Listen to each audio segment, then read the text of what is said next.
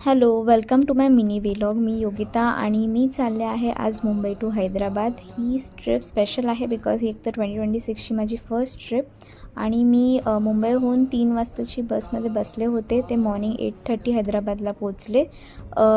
MG बस डेपोला तुम्हाला पोचायचं आहे, सो आम्ही इकडनं मेट्रो केला होता. डेपोच्या प्लॅटफॉर्म नंबर 23वरून तुम्हाला AC नॉन AC बसेस 1 आवरमध्ये अवेलेबल आहेत.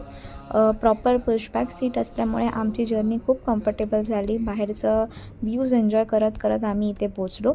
इकडे इम्पॉर्टंट म्हणजे टाईम आहे. सो 6 AM to 9 PM ह्याच्यामध्येच हे गेट्स ओपन असतात ज्योतिर्लिंगला जाण्याकरता. त्यामुळे अकॉर्डिंगली प्लॅन करा. आम्ही इकडे येऊन हे स्टे घेतला होता.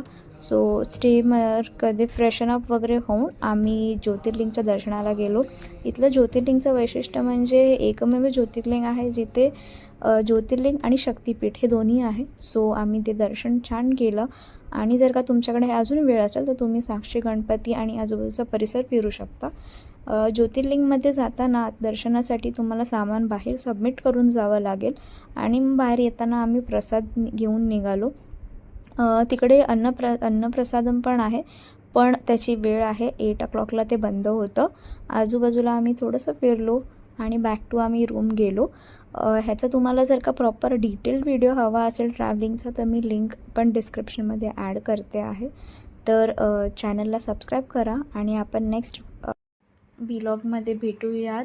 Thank you for watching. Next video आहे हैदराबादसाठी. So bye.